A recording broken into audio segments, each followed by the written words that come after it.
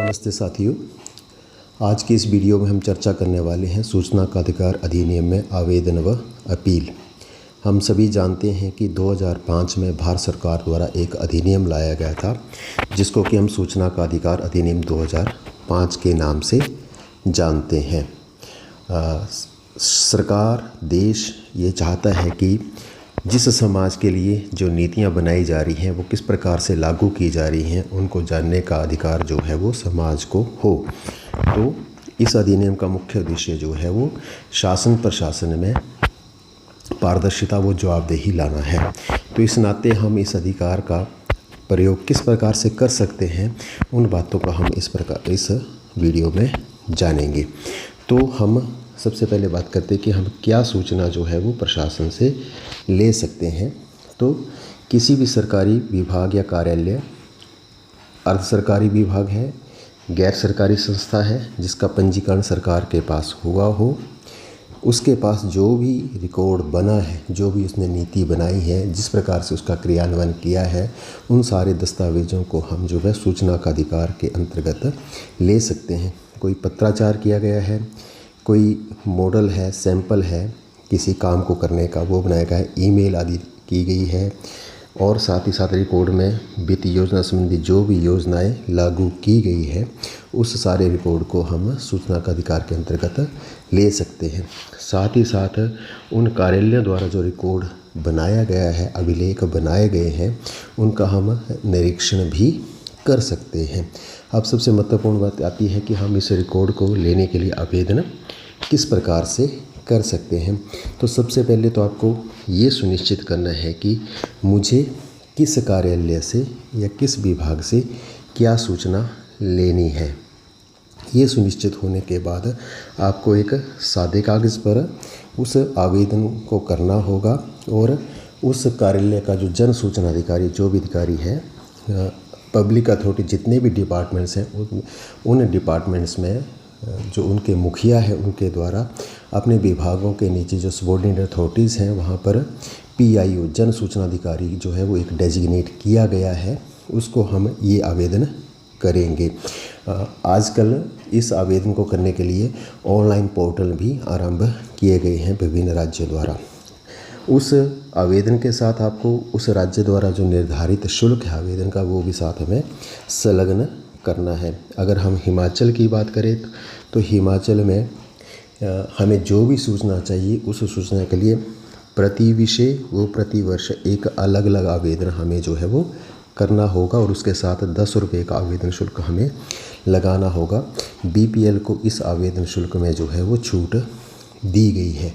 ये शुल्क जो है हम मनी ऑर्डर, पोस्टल ऑर्डर या फिर ड्राफ्ट के माध्यम से प्रेषित कर सकते हैं, या ऑनलाइन उसको जमा करवाकर उसकी रसीद जो है साथ में प्रेषित कर सकते हैं।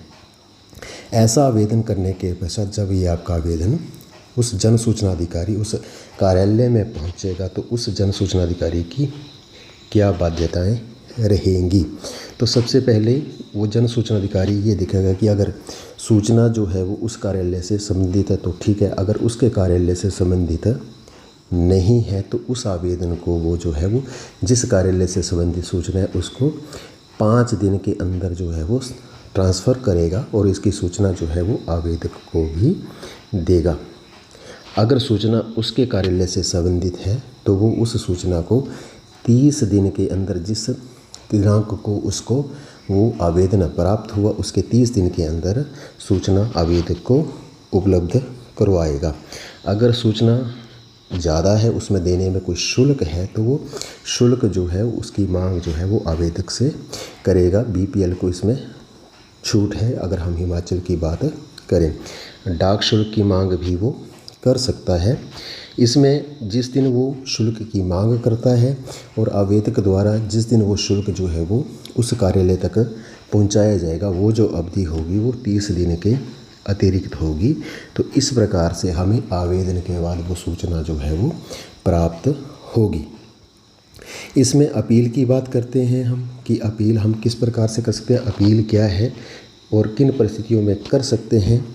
तो अगर जैसा कि हमने ये चर्चा किया कि हमें सूचना जो है वो 30 दिन के अंदर जो है वो प्राप्त होनी चाहिए। अगर ये सूचना हमें जो है वो 30 दिन के अंदर प्राप्त नहीं होती है, ज़्यादा दिनों के बाद प्राप्त होती है, सूचना अधूरी प्राप्त होती है या गलत उपलब्ध करवाई गई है, या हमारे आवेदन को किसी कारण से जन सूचना अधिकारी द्वारा निरस्त किया गया है, कैंसिल कर दिया गया है, सूचना देने से इनकार कर दी क्योंकि अधिनियम में ये भी प्रावधान है, या शुल्क जो है वो गलत वसूला गया है, तो उस स्थिति में हम सादे कागज़ पर या जिन राज्यों में ऑनलाइन पोर्टल है उस पोर्टल के माध्यम से हम ऑनलाइन अपील भी कर सकते हैं।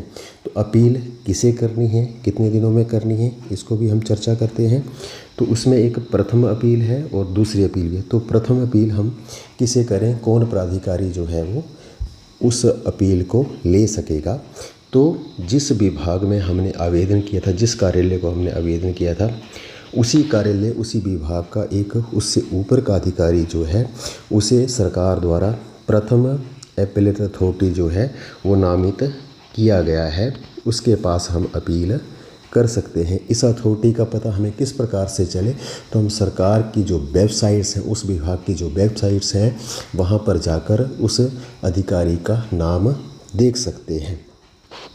कितने दिनों के अंदर हमें अपील करनी होगी, पहली तो जिस दिन हमें जो है उस जन सूचना दी जिसको हमने आवेदन किया था उसका जो निर्णय आया, जिस दिन उसका पत्र जो है हमारे पास पहुंचा कि आपकी सूचना जो है वो इस प्रकार से है और वो अधूरी है, जिस कारण से हम अपील करना चाहते हैं, या हमें सूचना प्राप्त नहीं हुई, तो 30 दिनों के बाद हम कभी भी अपील कर सकते हैं और उसकी अवधि जो है वो 30 दिन रहेगी। जिस दिन हमने अपील की तो जो प्रथम अपीलीय प्राधिकारी है उसका निपटान जो है अपील आने के 45 दिन के अंदर किया जाएगा। अब इसमें दूसरी अपील का प्रावधान भी है कि हम दूसरी अपील किस प्रकार से कर सकते हैं। अगर हमें लगता है कि हमें गलत सूचना प्राप्त हुई थी या जिन कारणों से जिस कारण से हमने आवेदन किया था और वो आवेदन हमें उसके अनुसार सूचना नहीं मिली, हम उससे संतुष्ट नहीं हुए, हमने प्रथम अपील भी की लेकिन प्रथम जो अपीलीय प्राधिकारी था उसमें भी हमारी बात को नहीं सुना गया, हम उससे संतुष्ट नहीं हैं, तो हम जो है दूसरी अपील भी कर सकते हैं। तो दूसरी अपीलेट अथॉरिटी जो है वो केंद्र या राज्य का सूचना आयोग है, उसके पास हम दूसरी अपील कर सकते हैं। दूसरी अपील करने की जो अवधि है वो प्रथम अपील का जिस दिन निर्णय आया उसके 90 दिन के अंदर करनी होगी और इस अपील का निपटान भी 45 दिन के अंदर किया जाएगा। तो इस प्रकार से इसमें अपील करने का प्रावधान दूसरा जो है वो राज्य या केंद्रीय सूचना आयोग के पास है।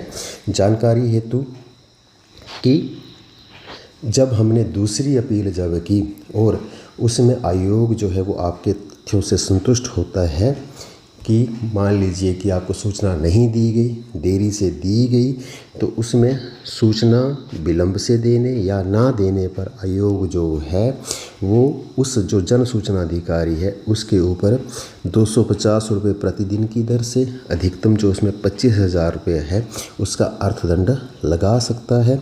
साथ ही साथ राज्य सूचना आयोग, केंद्रीय सूचना आयोग उस जन सूचना अधिकारी के विरुद्ध अनुशासनिक कार्रवाई करने के लिए जो है वो संबंधित जो उसका विभाग है उसको भी लिख सकता है। तो ये राज्य सूचना आयोग या केंद्रीय सूचना आयोग के पास जो है वो शक्तियाँ हैं।